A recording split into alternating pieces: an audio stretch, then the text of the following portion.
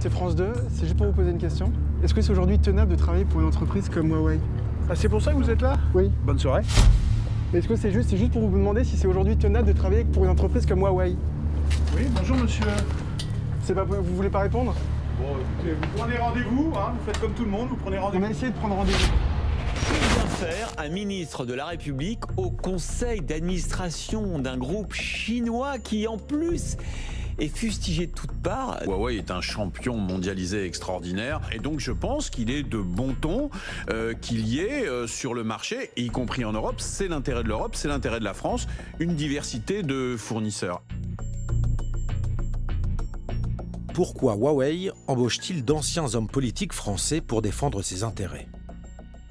Huawei est peut-être la première société chinoise et asiatique à avoir compris le fonctionnement de l'État français et du politique au cœur de l'État français. Et donc, ils utilisent les plus grands cabinets de relations publiques, les plus grands cabinets de lobby. Ils ont des cabinets qui leur permettent d'avoir des rendez-vous en tête-à-tête avec des députés, avec des sénateurs, avec des maires, etc., pour pouvoir asseoir leur emprise et leur réseau. Le principe de Huawei, c'est d'avoir tous les leviers de pouvoir actionnables. Huawei France a donc fait appel aux plus grosses agences de communication de Paris. L'agence Havas, Publicis, Bourri Talon et Associés et l'agence Patricia Goldman.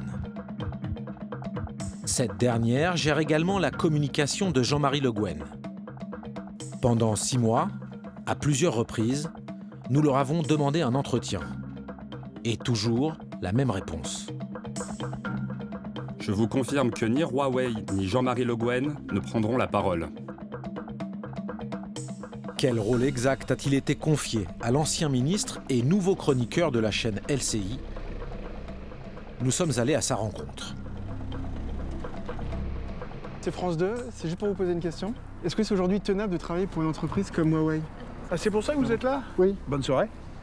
Mais est-ce que c'est juste pour vous demander si c'est aujourd'hui tenable de travailler pour une entreprise comme Huawei?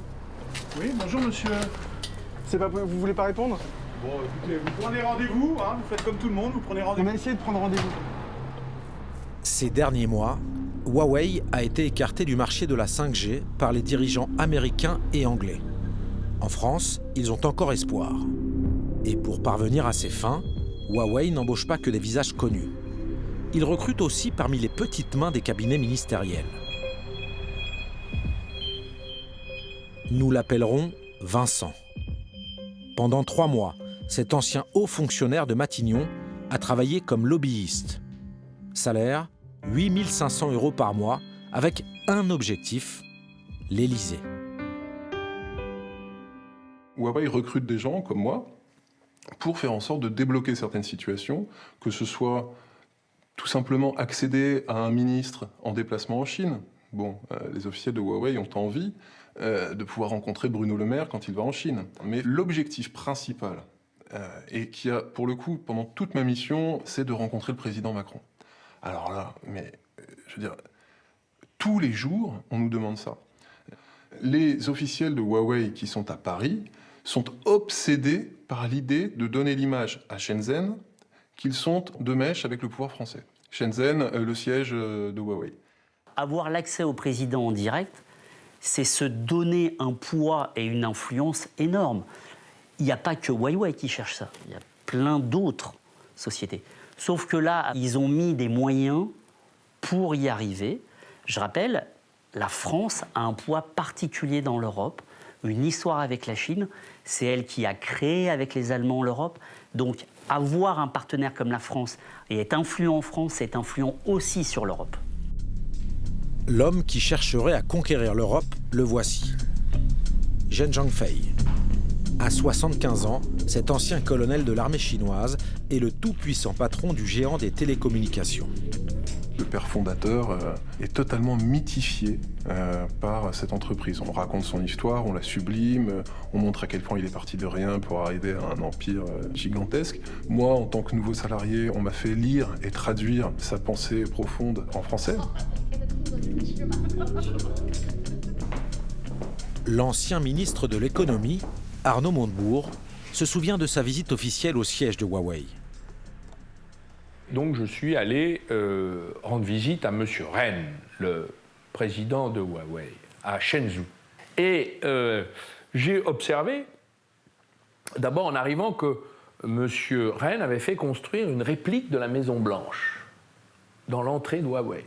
Je me suis dit, cet homme a de la suite dans les idées, on voit où il veut aller. Et à l'intérieur de sa Maison Blanche, qui était le siège social de Huawei, il avait installé tous ses laboratoires de recherche-développement et il nous les faisait visiter les uns après les autres pour nous montrer que, et c'était ça son message, ils allaient prendre le contrôle de la planète. Quels sont les liens entre l'entreprise officiellement privée et l'État chinois? Difficile de répondre à cette question sans finir au tribunal. Car Huawei met la pression. Il y a 2 ans, la chercheuse Valérie Niquet affirmait à la télévision que l'entreprise était dirigée par l'État chinois. Pour ses propos, Valérie Niquet a été attaquée en diffamation.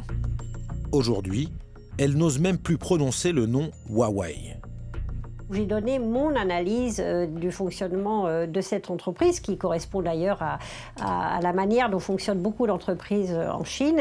Et cette entreprise a considéré que c'était diffamatoire. Donc pour le moment, on en est à attendre la suite et la tenue d'un procès. Comme elle, Stéphane Dubreuil est également poursuivi. Huawei aujourd'hui ne veut pas qu'on parle soit de Huawei, soit de l'État chinois, et attaque systématiquement que ce soit des spécialistes mondiaux, des journalistes ou des chaînes de télévision, et c'est une première dans le monde. Lui aussi avait fait le lien entre Huawei et le Parti communiste chinois sur un plateau de télévision. Le procès de Valérie Niquet et Stéphane Dubreuil n'aura pas lieu avant 2022. Huawei n'a pas souhaité répondre à nos questions.